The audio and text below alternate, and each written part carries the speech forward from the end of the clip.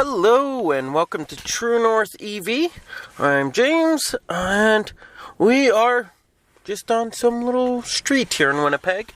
I'm gonna kind of talk about the beauty of electric vehicles in the cold weather.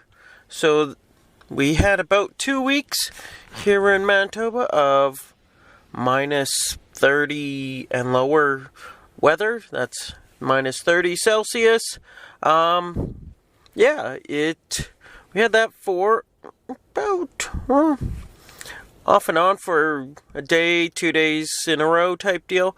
My Hyundai Kona was not happy with those this year. Last year it wasn't as bad, but I don't think we had as long of stretch of cold weather. So this year it was we had 2 weeks. I know Texas and all that is now getting all that cold that we had, and but the Kona, when we were having the cold spell, I started getting noise with the front suspension. I don't know if it was just ice building up in it, because I don't have a garage. I just plug in intermittently. Sometimes depends on what my charge level is, whether or not it needs to be plugged in. So didn't really deal with that, or didn't know how to deal with that. I actually was at the dealership today, had them take a look at it. They said it was all good, so I'm assuming not snow buildup. I kind of looked under it. There wasn't really any buildup, so I think it was just lubricants freezing and making a bunch of noise. The other issue I actually had was there was a couple of days that I forgot to use the Blue Link app and pre-warm the vehicle, and I noticed on those days I would just get in and go because we'd be running late, and the motor would have a nice higher pitch whining noise than normal. Normally there is kind of a spaceshipy type noise that you always get when it's going, but this one was a high pitch whining noise. My son really disliked it. He's now 2, and he can hear a lot better than we can, and so it was super annoying for him. But once the motor would start warming up, after anywhere from a few blocks to about 15 minutes worth of driving, the noise would go away. So it was just cold, which I don't recall, again, it doing that last year when we had a few of our really cold spells. So a couple other things with my vehicle. I had a cracked windshield that was going across the whole window. So that also during the cold apparently opened more, and so it would also make a nice whistling noise. But I got the windshield replaced. It took a week to come in. I believe they said it was about $1,000 installed. But here in Manitoba, that's actually covered under insurance. So I just had to pay my deductible, which is $200. Got a new windshield, and it's all good. So got that dealt with. I had a couple, if you've listened to previous episodes or kind of at the beginning of the podcast, you'll hear my complaints about all the lovely hard plastic in the Kona. So part of that hard plastic and the cold do not get along nicely. So in the back of the Kona, there is where the hatch goes up. There's, I would call it a parcel shelf that lifts up and goes down. Even when it wasn't too cold out, I take it out usually once a week. I do some deliveries, and So I took it out. When I went to put it back in, it wasn't even at the very cold days. It was probably about minus 15 Celsius out that day. And the little tab that the parcel shelf kind of clips into decided to break off. I was told by the dealership it wouldn't normally be a warranty issue. I guess because the manufacturer could argue that it's just abuse type deal, but I know it's cheap plastic, so I try to be gentle with it. So we're gonna see what happens with that. If I go about doing it the proper way, which would be replacing that whole panel, that's over $300 for just the panel, and then you get labor on top of it. So I'm obviously not going to do that. There is other companies, or myself, I'll just patch it up if that is the case. And the other plastic trim piece that's not happy with the cold is the handle part. It's kind of the inside handle of the hatch. It's another plastic piece.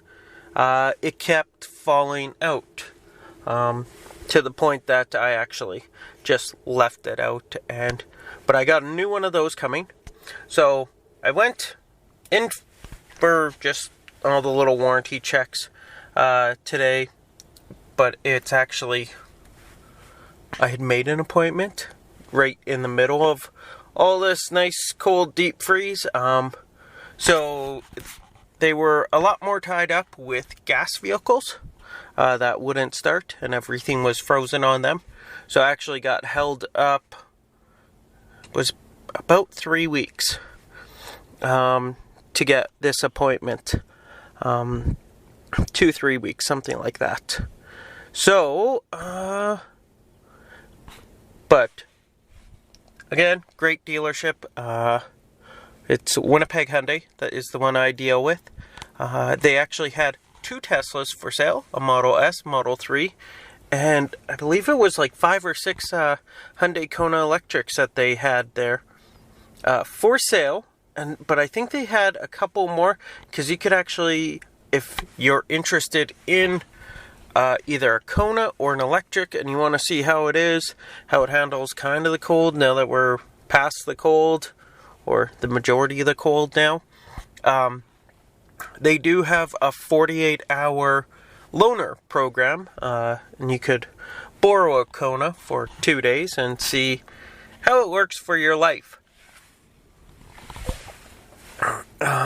So the other, I guess, issue that I had with the cold was actually the armrest, which has a little bit of padding, but again, hard plastic. But it, if you kind of put any sort of resting on it at like a red light, it would do all its creaking and groaning and complaining about it. So, yeah, the car was just not happy this winter.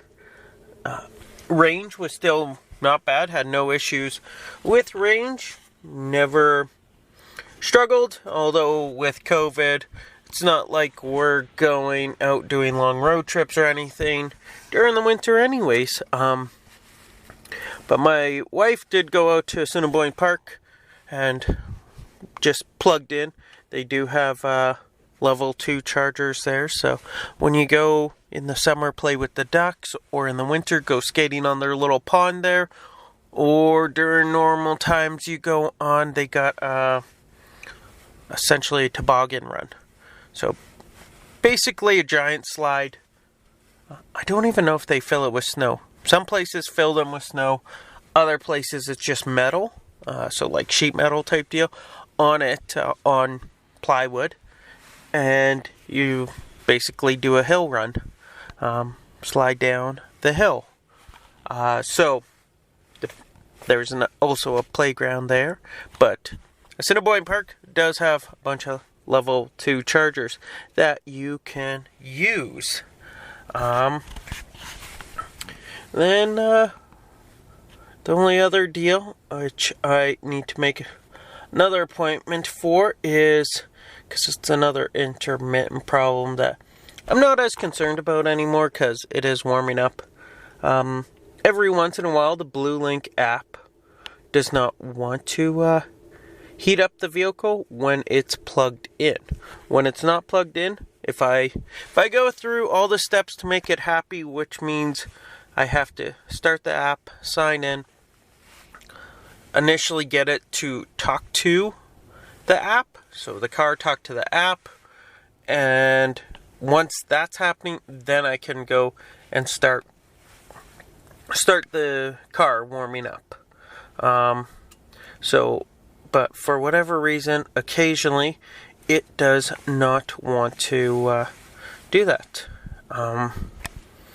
So that's kind of all I have. The only other issue we're facing now is, I guess even with the blowing snow and all that, because the Kona's a hatchback, it likes to fill the back hatch with snow and dirt and grime to the point that you could barely even notice the lights, because the lights are kind of built-in-ish looking to the hatch. So with all the dirt and everything, and it being LED lights, it all just sticks on there. So I actually had to use a cloth to kind of give it a quick wipe down instead of going to a gas station just to clean the lights, the license plates, all that. But the window gets nasty. I actually went to the dealership today. They cleaned the vehicle. This would have been its second cleaning in 3 days. And you could barely tell. We are in the warmer weather now. It's +5 Celsius right now. So everything's melting, getting gross, and the car is getting disgusting again. But it's my bigger issue with that is just the way the hatchbacks are designed and it's not just electrics, it's kind of any hatchback seems to have that issue, just piling up all the grime on the back. I don't know if there's something manufacturers can do, but it'd be nice to have something to kind of clean off the camera even. The reverse camera, I regularly have to go out and just use my thumb, wipe it off, clean it all up. But yeah, other than that, it's been another great car for the winter. You know, even in the ridiculous cold. Even if I didn't actually start it, you know, I can turn the heat on and it warms up super quick. Yeah, range, I think the lowest range I saw at 100% was just over 200 kilometers. And then again, that's at that -39 Celsius weather. So when it's super cold out, I can't go that far. It's going to be the same with a gas vehicle. But also a gas vehicle you're going to have to run for. Well, I was letting my work truck usually run for about a half hour, and I was still cold getting into it. And yes, I know I'm bad at letting the vehicle warm up. I get it. Unfortunately, my work does not have electric vehicles yet. Hopefully, soon. I hope. But, yeah. I would usually go 2-3 hours into work driving before it would actually warm up to a comfortable level. And that's with me wearing, I wear insulated jacket and insulated overalls. And I'm usually a fairly warm person, but not in the work truck. So I'm going to start wrapping it up. It's going to be a little shorter episode than normal. I have an interview coming up. I chatted with Chris from Web Motorworks. He created a Cyber Beast. It's an electric motor. I would highly recommend anybody interested in doing conversions or whatnot, go check him out. I got a really long interview with him, but you won't actually know how long it was, because there was 2 hours that we chatted before the computer turned off, and without saving anything. So, I now have I chatted with him afterwards, and we had it going. So I'm gonna deal with editing all that up, and that will be the next episode.